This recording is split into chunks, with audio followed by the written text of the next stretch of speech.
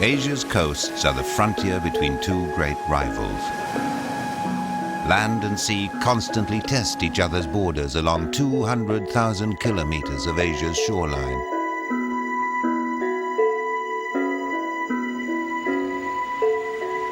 In the tropics, equatorial sun magnifies the power of earth and ocean to nurture an extraordinary profusion of life.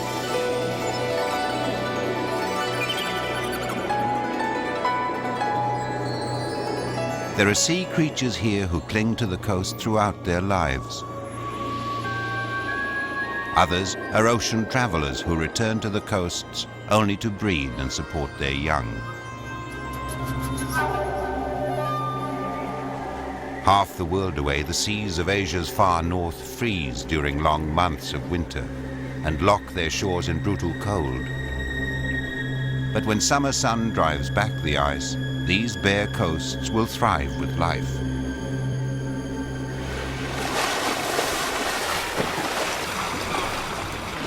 Land animals rely on the shoreline too. Through countless generations, they've survived on its rich seasons. Asia's fertile coasts harvest the endless bargaining of land and sea, and their own vital power reaches far inland and out into the ocean.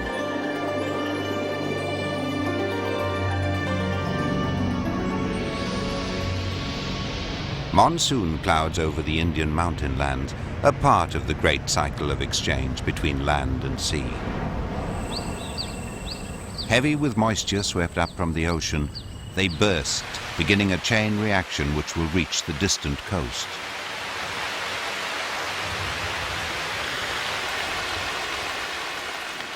For the land animals, it's a time of renewal. Rich growth promises survivors of long, dry months that they'll see out a new season. People have been starved of water too.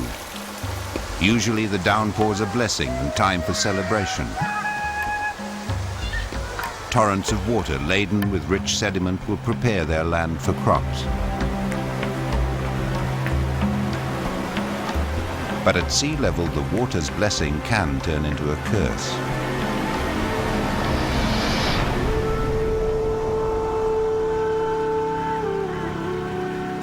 When high rivers collide with high tides, disastrous floods spill across vast areas of coastal plains.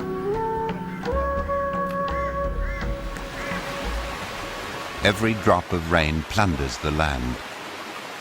But rivers that carry off the spoils must pass through forests spread like great nets along the coast, waiting to steal the earth back again. Mangrove forests turn raw sediment to energy, and from India to Indonesia they shield their soft and muddy coasts against the forces of the ocean.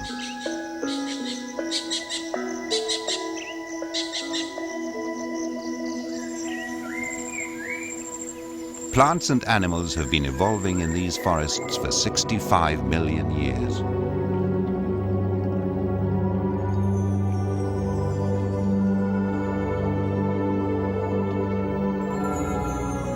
They still shelter and sustain a vast community of creatures. Saltwater crocodiles are ancient users of the mangroves. Long ago, these members of the crocodile family adapted to hunt the fertile waters between land and sea. High tide brings other predators from the ocean. Sea snakes hunting for goby fish, and stingrays which dredge the mud for crustaceans.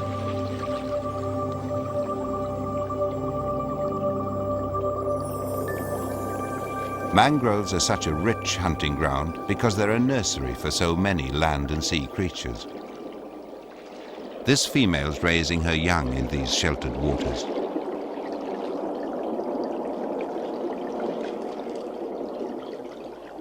At nearly a month old, they're confident enough to venture freely amongst the mangrove roots. They haven't eaten since hatching, but when they're hungry, they'll hunt their first meal in the mangroves.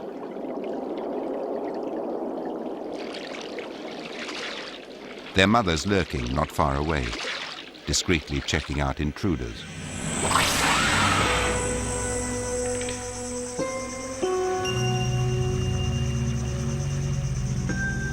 The pork pie crab's heavy armor would have done him little good if he'd been just a bit slower and she a bit closer. But he gets the chance to sidle back to safety, while she continues her patrol.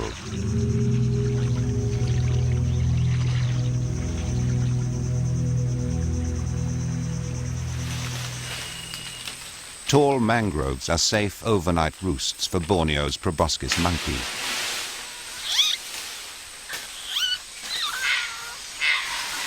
In the mornings, they're launching pads for sociable climbers.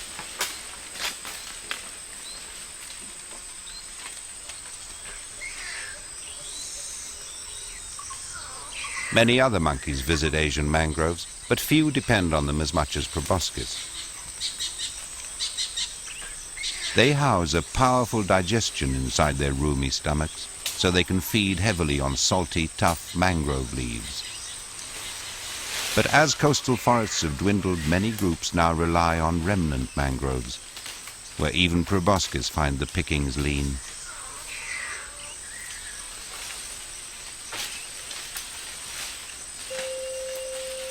The senior male on sentry duty is anxious.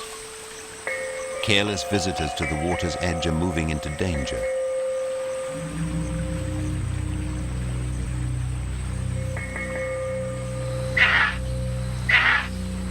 His alarm call alerts the troop. A hidden crocodile's even more dangerous. And the panic sends one monkey right into the jaws of danger.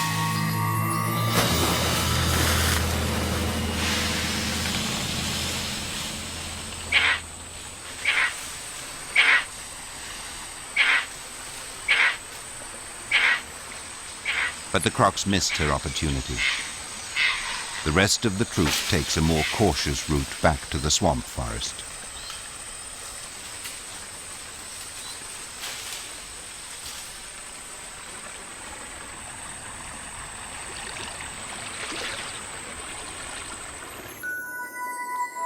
Like the crocodile, the trees have evolved to cope with this salty world.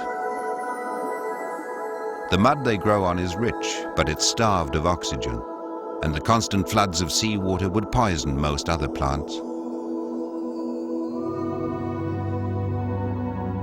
What looks like drowned debris is the forest's answer to its problem. These are the roots and lungs of living trees. As soon as the tide falls, they begin to harvest oxygen through special breathing cells in their exposed roots.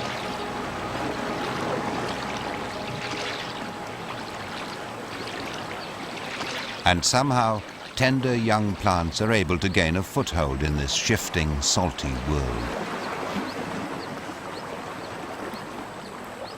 Each mangrove species has a way of giving its young a better chance of surviving. Some get a head start by beginning to grow while still attached to their parent tree. The long spears hanging down are immature mangroves, which are only planted when they're strong enough to survive the salty water.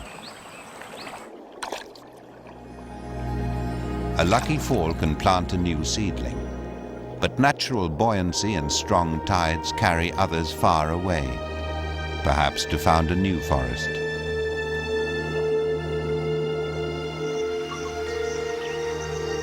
The trees send more than their newborn to the ocean. They use sunlight and air to convert the nutrients of raw sediment into growth. The forest's like an immense storage battery, with every leaf an individual cell. Each leaf that falls begins to release new energy to the water.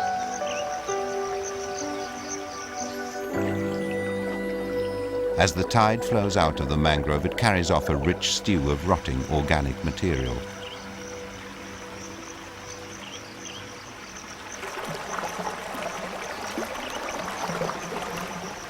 Mangrove roots that spike the foreshore trap debris from the ocean too.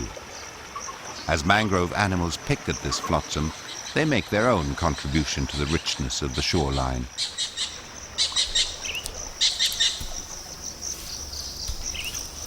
Monitor lizards make regular patrols, searching for carrion delivered by the falling tide.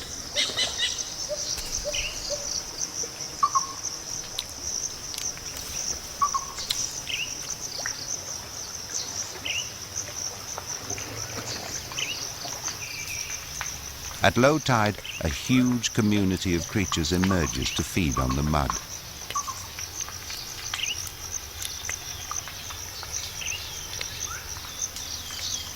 Fiddler crabs pack the best part of their lives into the time between the tides. Females feed at frantic speed.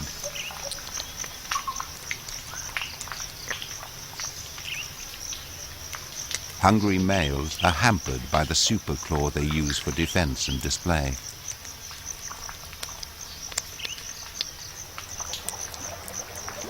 The low, slack tide provides quiet water and a gentle ramp for the young crocs to crawl ashore.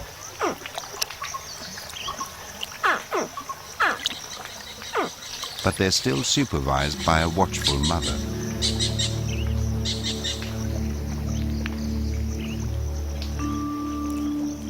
As they venture from the water, the young crocs are feeling hunger for the first time, and the mud is crawling with potential meals.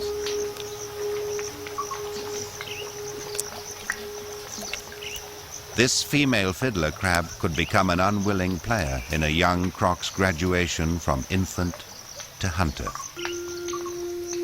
First, the youngster stalks, then, even out of the water, uses classic croc ambush technique. Once in a good strike position, he freezes.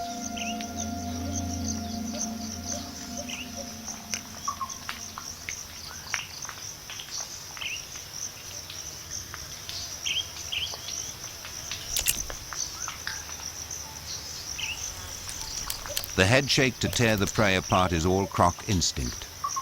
One day he'll do it to pigs and monkeys. But now he heads for shelter, to avoid other foragers in the mangrove.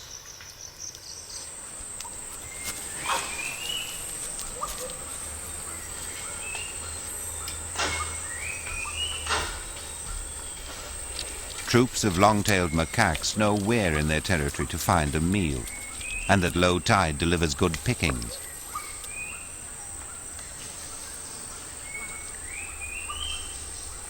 They're such frequent foragers here that they're also called crab-eating macaques.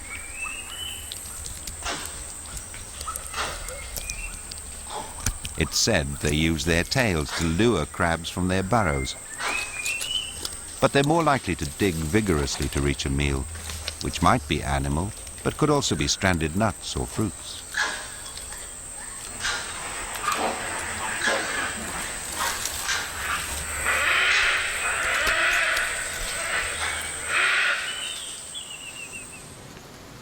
The sea's lowest ebb reveals the tidal zone. Neither earth nor ocean entirely rules these sand flats, or the muddy world which christened the mud skipper.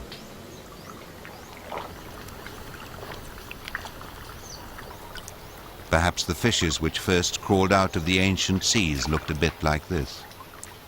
They're creatures of two worlds, fish which emerge from burrows to feed in the air.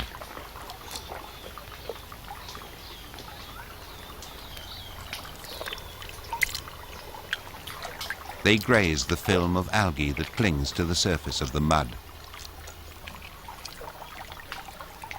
But these fish out of water have to breathe like fish. So every few minutes they return to tide pools to replenish their gill pouches with new supplies of water.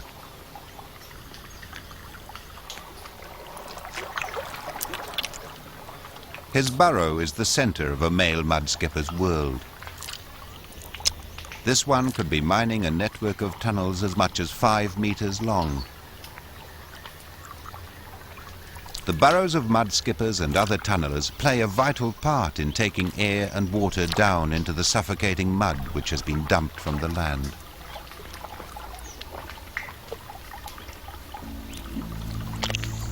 As soon as the skippers emerge onto their muddy landscape, they stake their territory. and they proclaim it by raising their flags.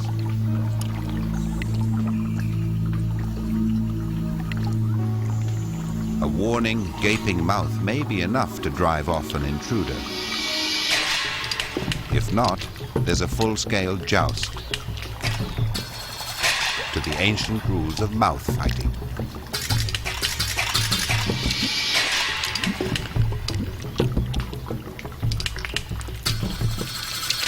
Victory usually goes to the mud skipper, energetic enough to keep up the ferocious display.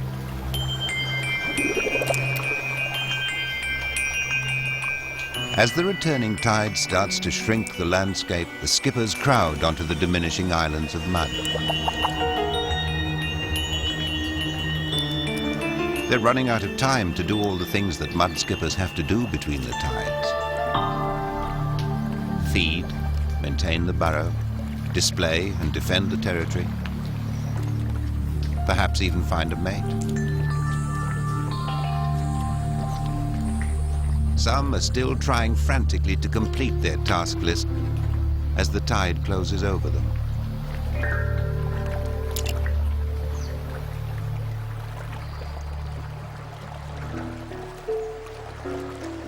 Young seedlings have made good use of the low tide too, to grow stronger and tighten their hold on their slippery foundations. As they mature, mangrove forests become great allies of the land, colonizing more and more of its muddy coasts as it slowly pushes out its border with the sea.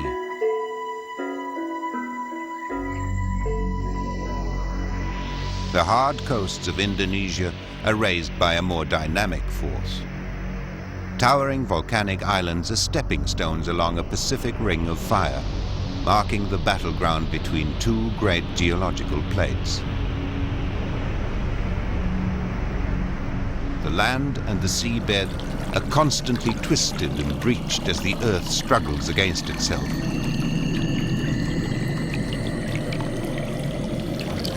At any moment, these beaded curtains of gas escaping from the sea floor could be torn apart by titanic volcanic forces.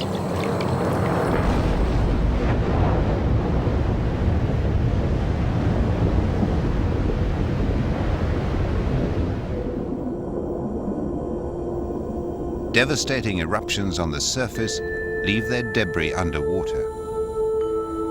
Life must struggle out through suffocating blankets of volcanic sand.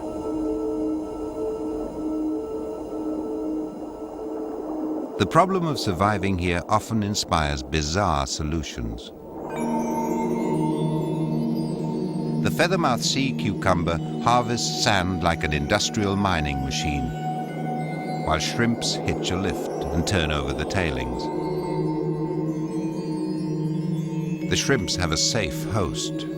Most sea cucumbers are unpalatable to predators. It extracts food from the sand, passing the leftovers straight through.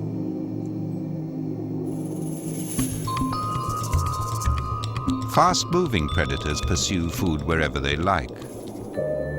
But on the exposed sea floor, many creatures use different strategies to hunt and to escape being hunted. The hunchback scorpionfish behaves like a self-propelled rock with a painfully slow top speed.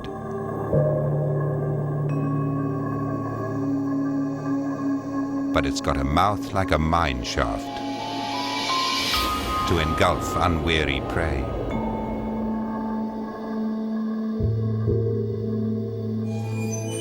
By comparison, the Pegasus sea moth's version of the mobile rock is supercharged. They vacuum up prey as they patrol the sea floor. There's probably a point to this game of follow the leader. As the fish in front stirs up the bottom, there's more food for the follower to harvest. They look like a genetic engineer's nightmare, but they're miracles of design compared to the devilfish.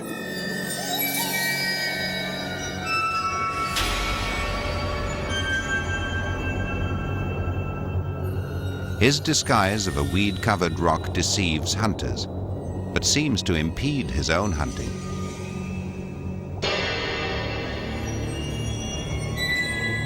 His quarry could be this cryptically striped hawkfish. But the hawkfish is hunting too. Just beyond devilfish reach, he waits for prey disturbed by his clumsy pursuer.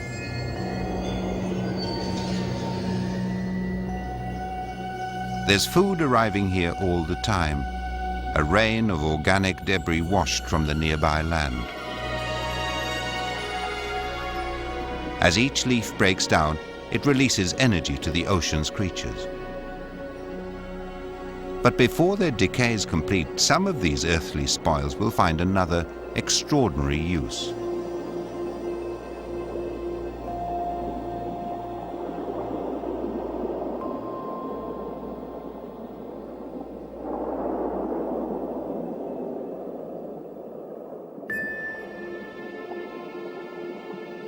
Ghost pipefish don't just imitate the form and color of leaves. They mimic the dance of leaves stirred by gentle currents.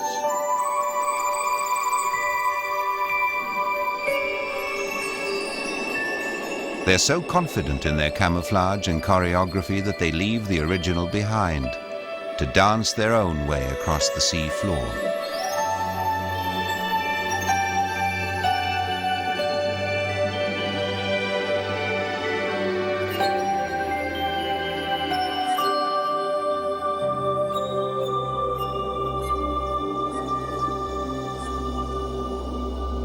The gathering debris becomes a wardrobe full of disguises. But cockatoo waspfish aren't dancers. Their design almost traps them between dimensions as they flounder along beside a sheltering leaf.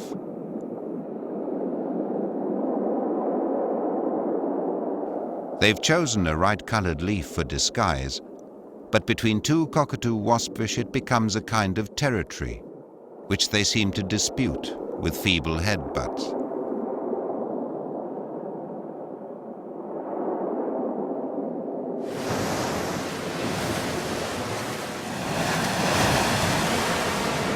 The sea constantly tries to tear down these new volcanic shores.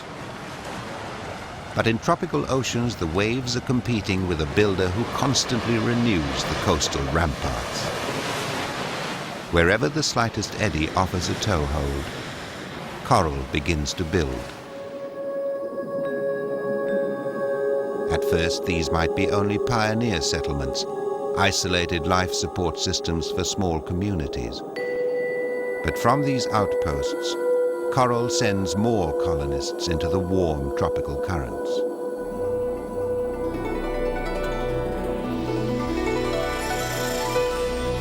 Each coral has a spawning time, precisely triggered by phases of the moon, day length, and water temperature, when it releases millions of eggs.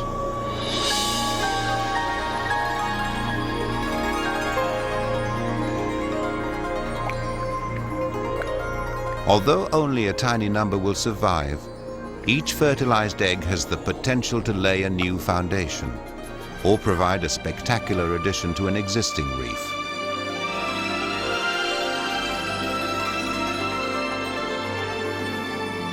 As they're released, the eggs float upwards to be carried along by surface currents.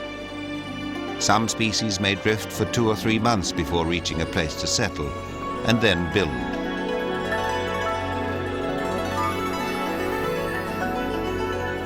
And once it's established, each coral polyp can produce crowds of identical copies of itself.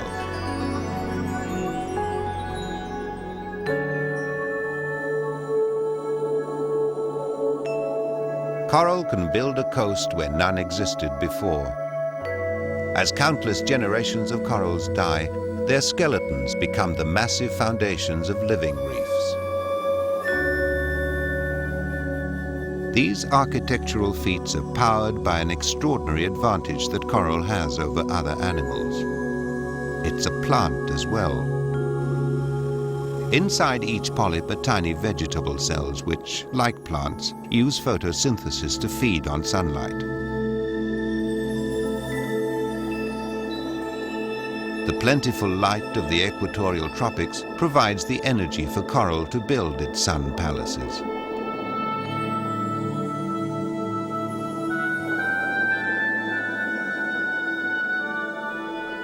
As reef-building corals claim more and more of the seabed, they create thriving oases of life.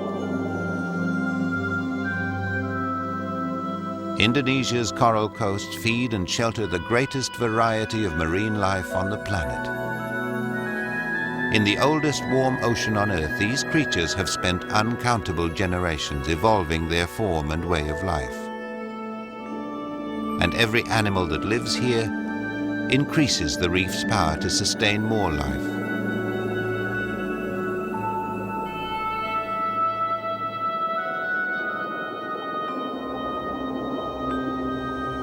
But each new generation that crowds onto the reef faces a new test of its survival skills.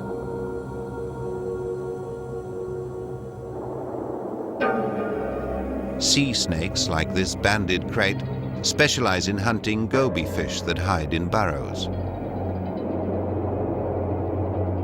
Sometimes it's someone else's home, but because they're extremely venomous, sea snakes can take a very direct approach to foraging.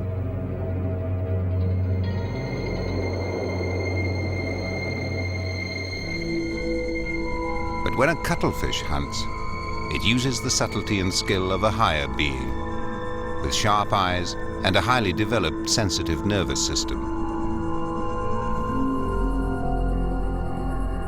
By triggering pigment cells in its skin, it can change color instantly.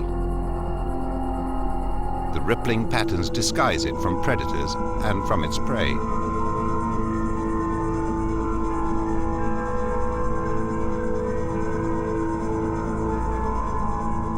Propelled by water jetted through its body, it hovers over the reef like a psychedelic airship.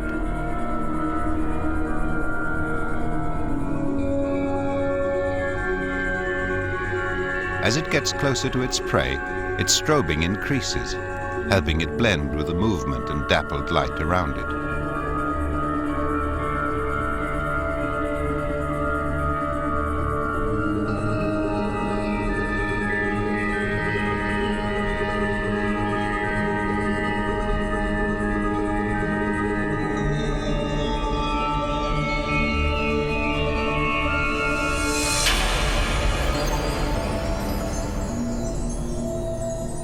But many of the smallest reef animals aren't highly skilled hunters, and they're not strong or mobile.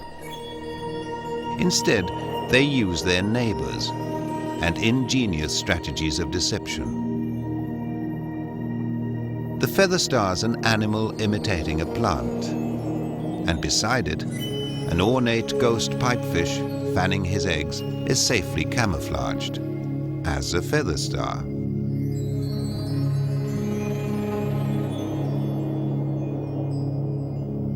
Everywhere on the reef, species are forced to live on top of each other, just to have a place to grow and breed.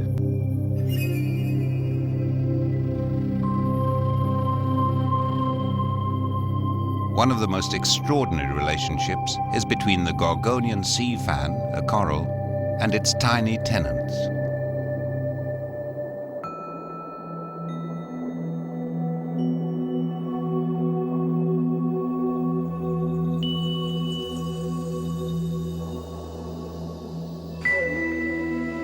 The pygmy seahorses are barely the width of a fingernail.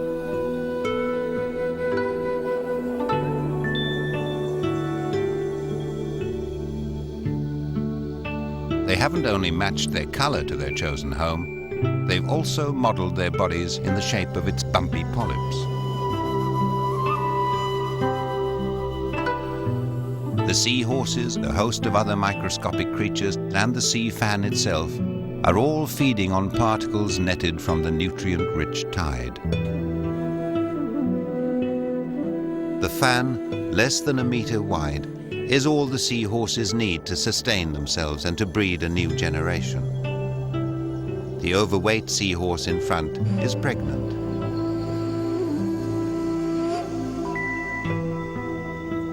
But even these tiny creatures use tiny headbutts to defend their corner of their small world.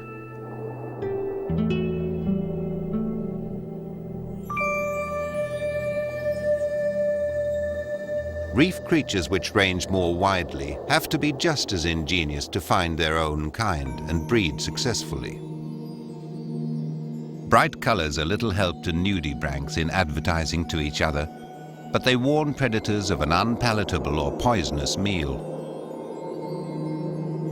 When they're ready to breed, nudibranchs use the rather haphazard technique of finding and following each other's scented slime trails. But at the end of the search, they're guaranteed a mate of the right sex, because they're hermaphrodites. Each animal is both male and female. As soon as they're close enough, they mate by exchanging their packages of sperm.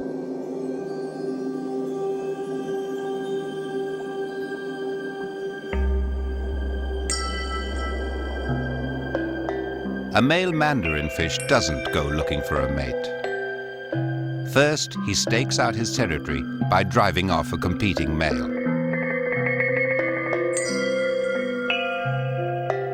But his opponent's persistent and tries to invade again.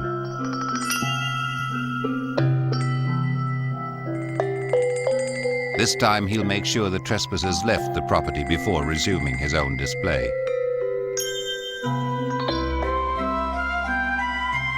Along the path of history, the secretive mandarin fish, distant relatives of the mud skipper, were handed a ration of sheer beauty.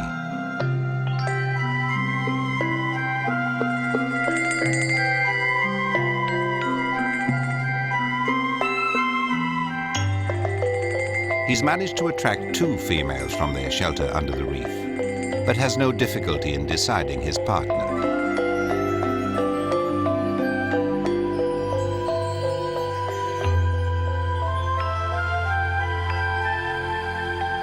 The loser makes a jealous attempt to break the couple up.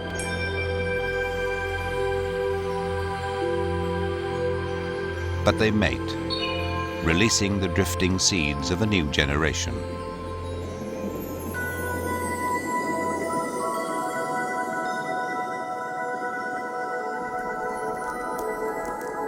Asia's coral reefs give their inhabitants all that they need. Even the reef's stony fabric is food. Bumphead parrotfish fuel their bulky frames by biting off coral and algae, pulverizing it with their beak-like jaws.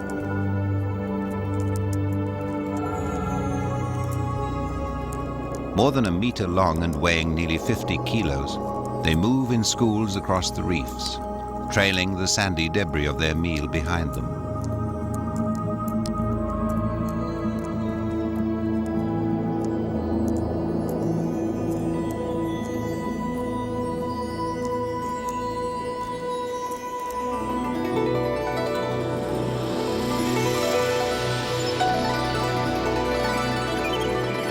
Where they climb up from the deep ocean, reefs trigger even more spectacular displays of life.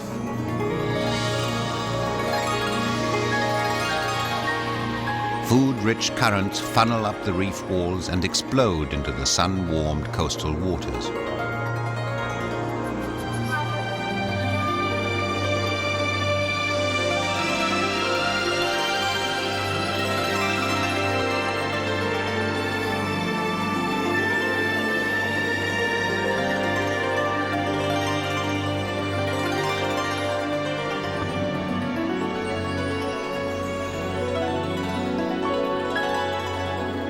It's solar energy, which for 200 million years has helped coral to build its coasts and sustain their extraordinary community of life.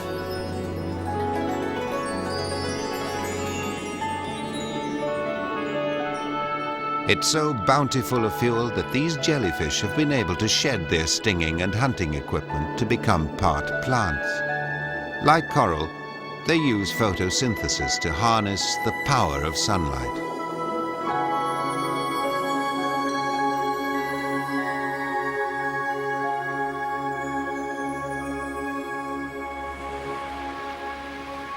The sun, which gifts such abundance to the tropical coasts, has a far shorter reign in Asia's far north.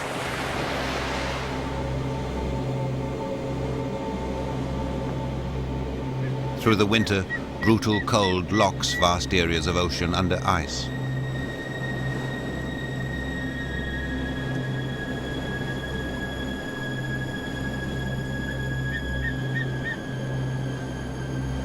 Only at the edge of the ice can coastal creatures make a living. Stella's sea eagles are driven nearly 2,000 kilometers from their home shores. Here on the northern coast of Japan, at the limits of the frozen sea, they can find enough food to last until the spring.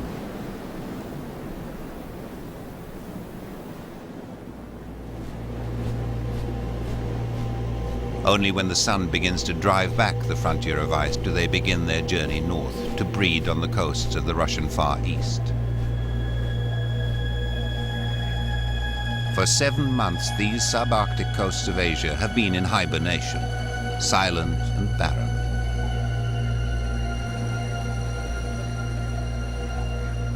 But as the ice starts to thaw, hundreds of thousands of birds begin to arrive, anticipating a rich season.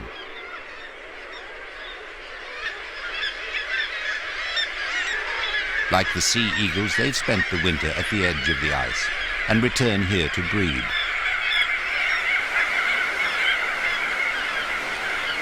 These are just the first arrivals of the vast community which will crowd onto the cliffs to raise their young during the brief Russian summer.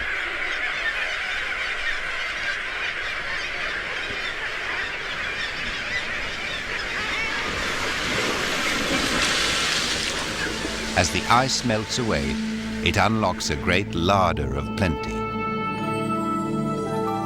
These waters can't match the spectacular variety of the tropical reefs, but they're still extraordinarily fertile.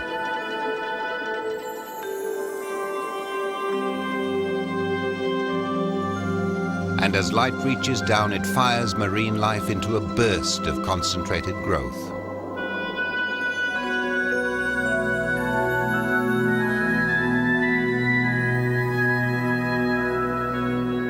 Groups of Stella's sea lions come to hunt the fertile seas and breed their young on the coasts. Their foraging grounds are close to the shore, and because they're highly social animals, the sea lions spend a lot of their time just hanging out and playing in the shallow offshore waters.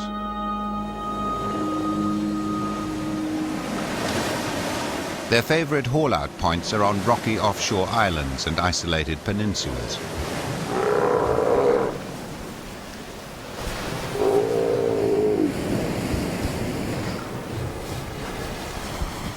Adults and youngsters gather on these temporary homes. Younger males get the chance to spar with their elders, practicing skills they'll need to claim mates once they're old enough to breed.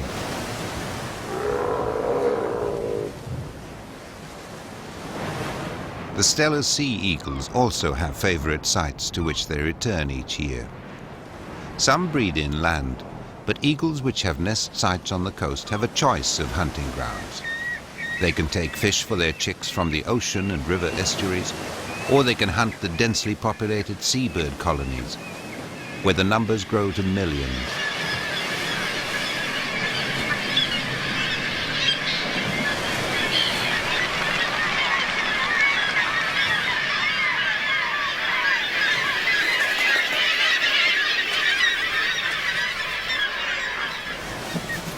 The eagles put great store in the natural security of their nest site. During foraging expeditions, they can be away for as long as 20 hours. The transition to this abundance is remarkable, but soon other visitors will arrive in even greater numbers.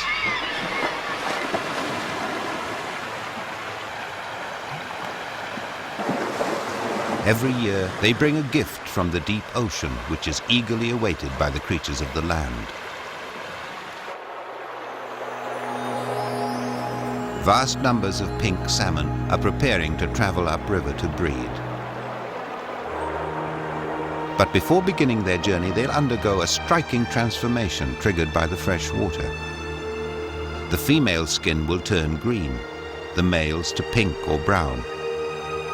And the males grow a hooked jaw and the imposing dorsal hump, which gives their other name, humpback salmon. Each male will use these tools to assert his own breeding quality to the swarming mass of fish.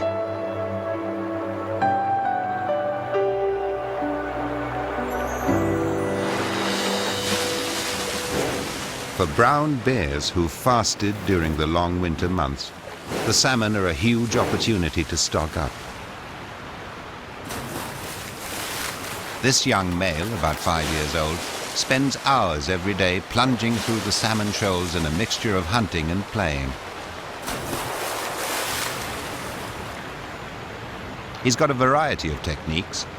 First, he snorkels to find the concentrations of fish, then tries to sneak up on them.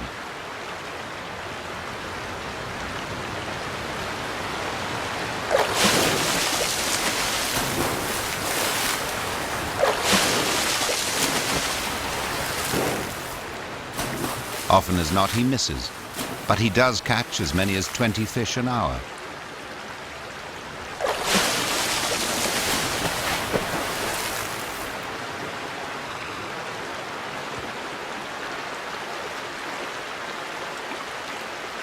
He can't help but be successful. The salmon are easy prey while they wait here for their bodies to adjust to fresh water. And once they begin their journey inland, they'll meet more bears eager for a catch. A mother with cubs has to be cautious during fishing visits to the river. She must always be ready to move them to safety.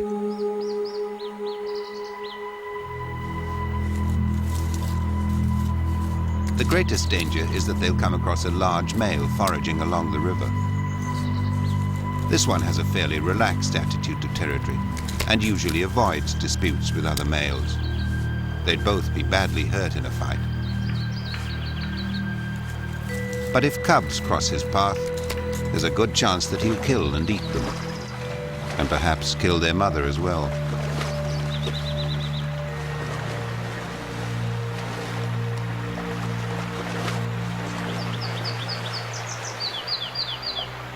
But when danger's near, the safest place is close to mother.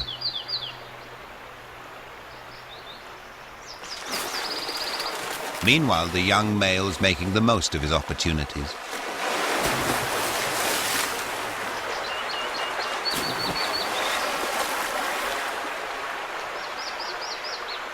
As he gets more successful, he takes to eating only his favorite part of the salmon, the brains, the eggs of females, or the skin. But however many he eats, there are still countless survivors ready to begin the hard journey inland.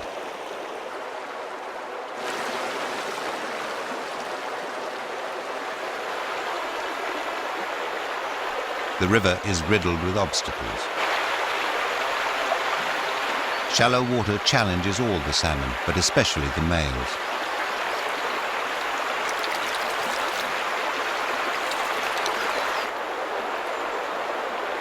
Their huge humps are good for display, but in the rapids they're a burden.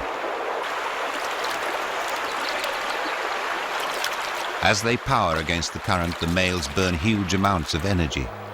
They stopped eating when they entered the river, and every obstacle saps reserves that will never be restored.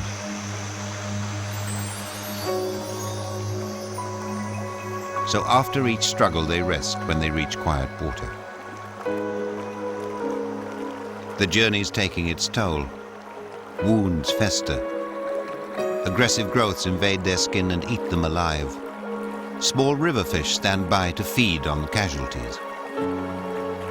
Later they'll even steal eggs once the salmon begin mating.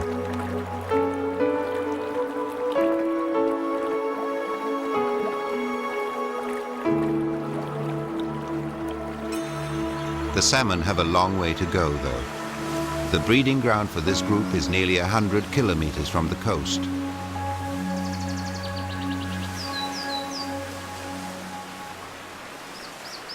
The sea eagles follow the salmon upriver too. But while they're away from the nest, there's another struggle going on. One of the chicks is already much stronger than the other, and it spends hours repeatedly harassing its weaker rival. The adults will soon have only one mouth to feed.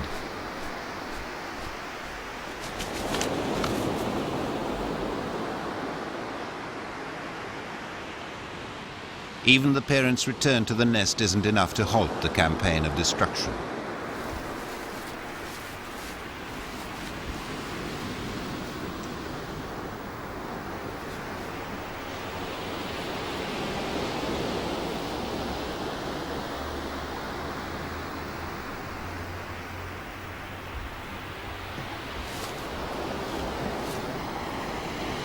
By disabling his competitor, he's doubled his chances of flying.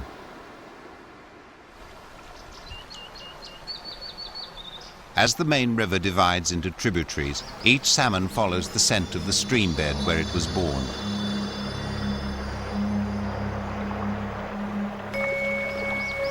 In the narrower and steeper waterways, the casualty rate begins to climb. There's an obstacle ahead, and as more and more fish press into the stream, the oxygen level in the water drops. First they begin to tire, then to suffocate.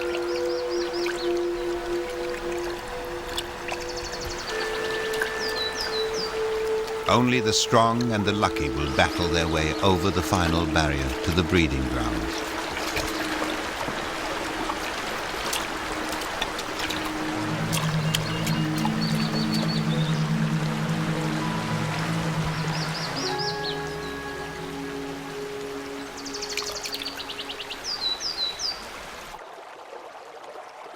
Each female chooses a site for her nest.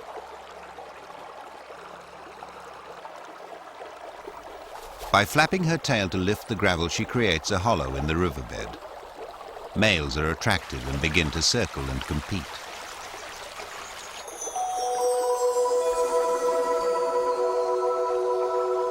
Only the strongest have survived the journey. Males displaying the most impressive humps will be favored as mates. Their fiercely hooked jaws drive the message home to less well-endowed rivals.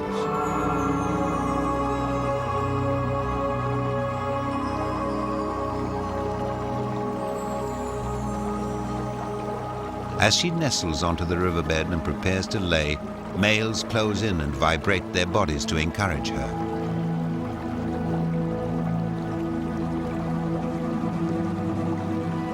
Eager for a meal of eggs, the river fish join in.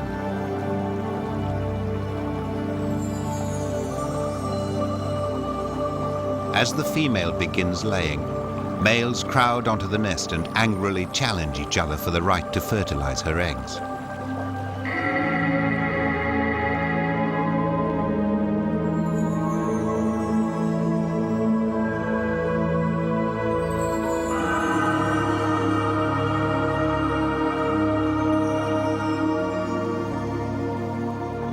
Every nesting female provokes the same fierce drama played out countless times in hundreds of stream beds. And at every stage of their journey from the coast, the salmon have left a harvest for others to gather.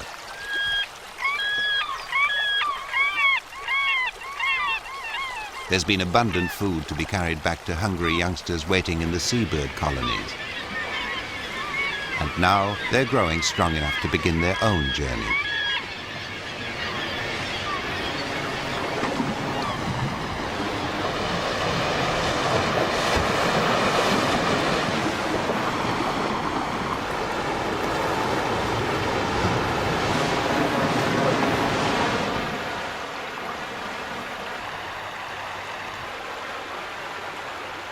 By the end of the salmon run, the bears are glutted.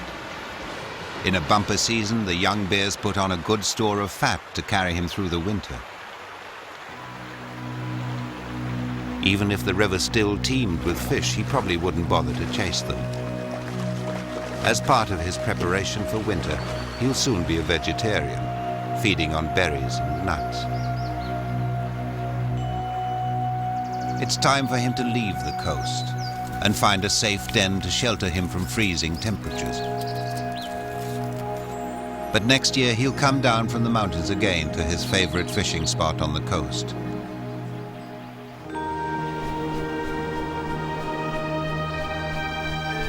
At the sea eagle nest, the survivor tries his wings. Soon he'll fly freely and be able to forage for himself. When he does, he'll find a huge supply of food to strengthen him before winter drives him from this coast.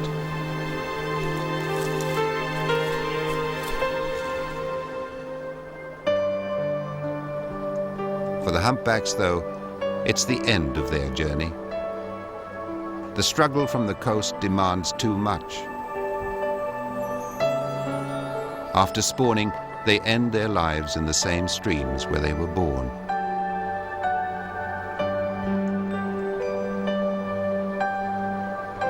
But as a legacy, they leave thousands of tons of food, energy from the ocean, which will feed the rivers for many months.